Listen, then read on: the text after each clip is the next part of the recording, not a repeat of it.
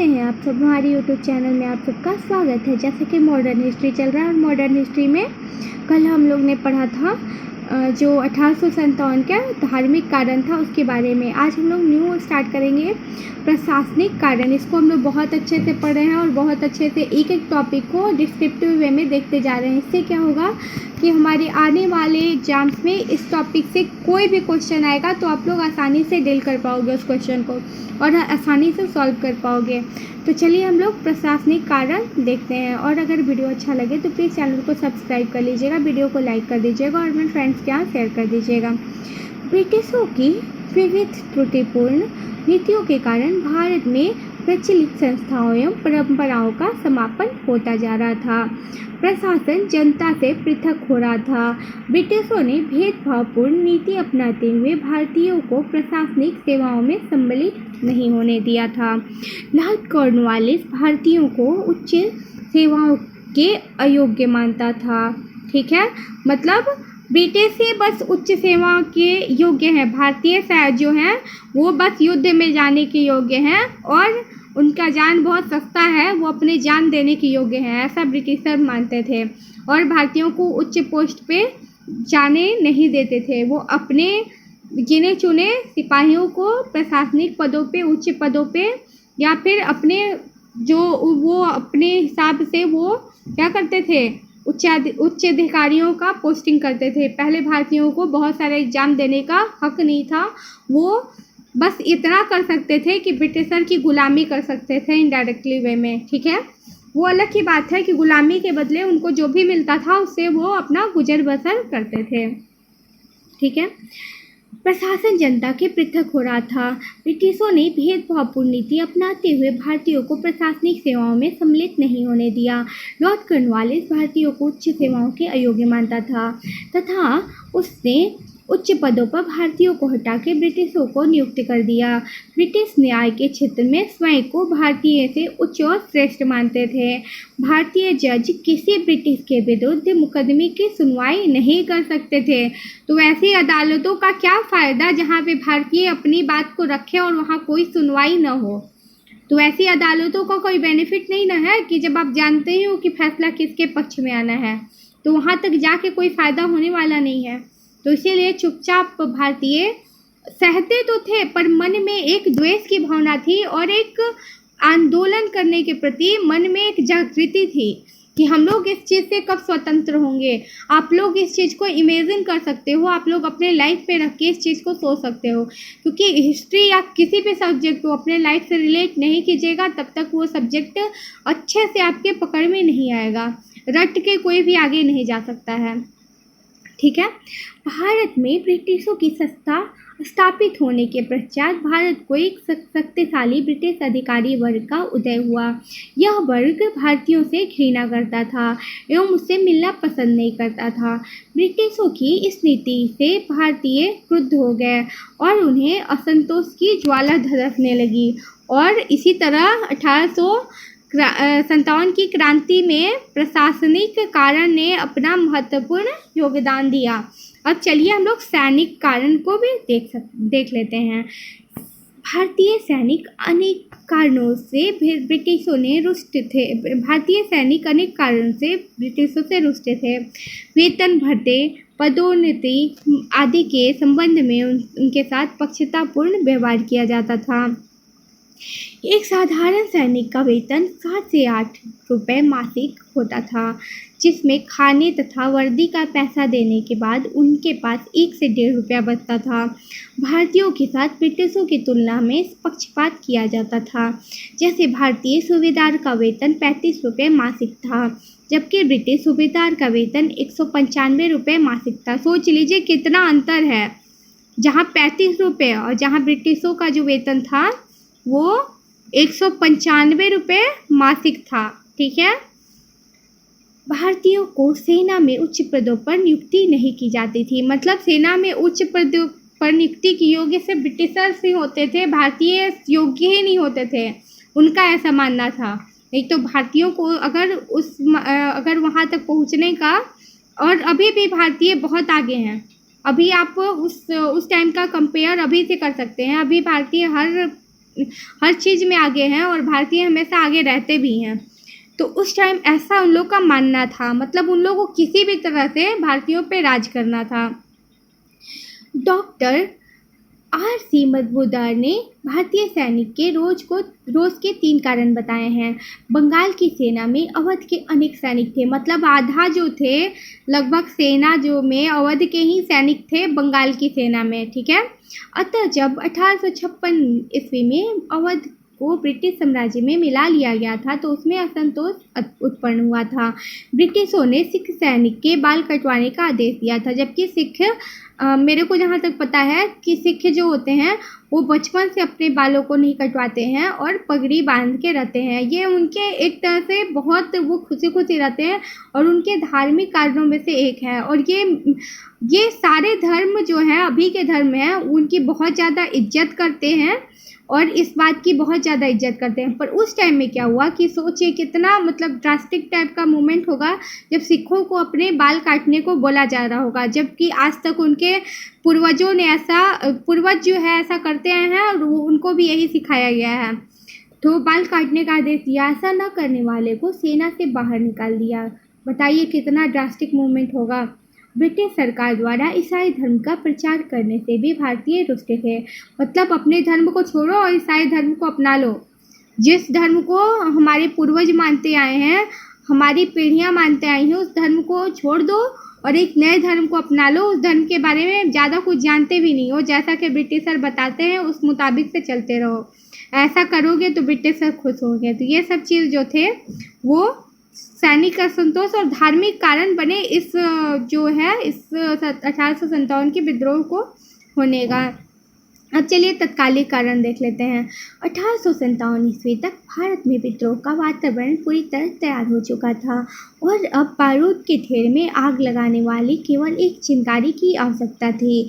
और यह चिंगारी वाले कारतूस जो हुआ ना, जो जिससे के चलते क्या हुआ कि ईश्वर और गाय की चर्बी लगी होने के कारण जो सैनिक विद्रोह हो गया, तो उसके चलते ही तो कारतूसों ने प्रदान की। यह ब्रिटेन में एल्फ्रेड राइफल का आविष्कार हुआ। इस राइफल के कारतूस को गाय और सुअर की चर्बी द्वारा चिकना बनाया जाता था और सैनिक के मुंह से इसकी टोपी को काटना पड़ता था।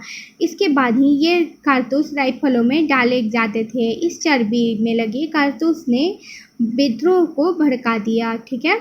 1857 की क्रांति की शुरुआत कैसे हुई, चलिए इसको देख लेते हैं, ठीक है। अब क्या हुआ कि इतना चीज़ हो गया तो उसके बाद क्या हो गया, 1857 की क्रांति का शुरुआत हो गया। मतलब चलिए देखते हैं इसके बारे में। 1857 की क्रांति का सूत्रपात मेरठ छावनी के स्वतंत्रता प्रेमी सैनिक मंगल पांडे ने किया, ठीक है। मंगल पांडे को फांसी दे दी गई थी अंग्रेजों द्वारा, ठीक है। जो सैनिक विद्रोह में सैनिक द्वारा जो विद्रोह हुआ, सैनिकों में ये जो बात फैली कि सैनिक इसके प्रति जो राइफल थे उसके प्रति वो बोले कि हम नहीं, ये मुंह से हम नहीं राइफल को खींच के हम राइफल का यूज नहीं करेंगे। तो अंग्रेज बहुत घाटे में जाने लगे। तो उसके फलस्वरूप वो भारतीयों पे क्या बहुत ज़्यादा दबाव बनाने लगे भारतीय सैनिक पे और बहुत तरह से उनको टॉर्चर करने लगे। तो उस क्रांति की शुरुआत यहीं से हो गई, सैनिक विद्रोह से ही 1857 की क्रांति की क्या हो गई, शुरुआत हो गई, जिसमें सबसे पहले अंग्रेजों ने क्या कर दिया था, मंगल पांडे को फांसी दे दिया था, ठीक है। 29 मार्च 1857 को नए कारतूसों के प्रयोग के विरुद्ध मंगल पांडे ने आवाज़ उठाई। ध्यातव्य है कि अंग्रेजी सरकार ने भारतीय सेना के उपयोग के लिए जिन नए कारतूसों को उपलब्ध कराया था उसमें सुअर और गाय की चर्बी का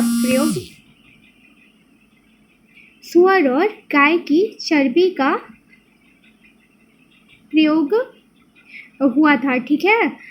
और छावनी के भीतर मंगल पांडे को पकड़ने के लिए जो अंग्रेज अधिकारी आगे बढ़े थे,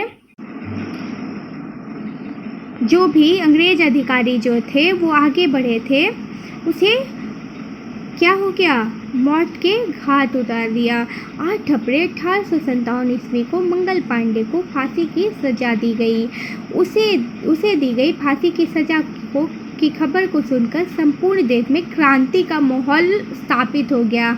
मतलब क्या हो गया, मंगल पांडे को जो फांसी दी गई ये किसी को अच्छा नहीं लगा और मन ही मन अंग्रेजों के प्रति तो सबके मन में विद्रोह करने की भावना थी। तो मंगल पांडे को जैसे ही फांसी दी गई वैसे ही सबका विद्रोह जो है वो जागृत सामने आने लगा। मेरठ के सैनिकों ने 10 मई 1857 ईस्वी को जेल खाने को तोड़ना, भारतीय सैनिक को मुक्त कराना और अंग्रेजों को मारना शुरू कर दिया। मेरठ में मिली सफलता से उत्साहित सैनिक दिल्ली की ओर बढ़े।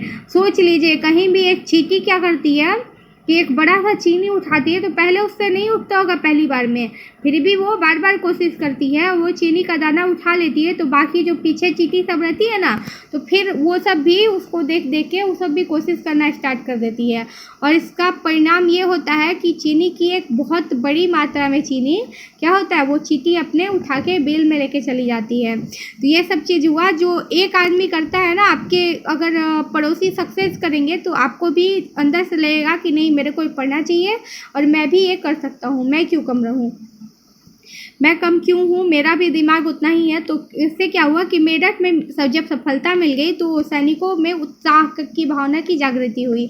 जब आपके पास वाला कुछ अच्छा काम करता है तो आप भी उत्साहित होते हैं। तो यही चीज़ हुआ था, सेम कंडीशन हुआ था।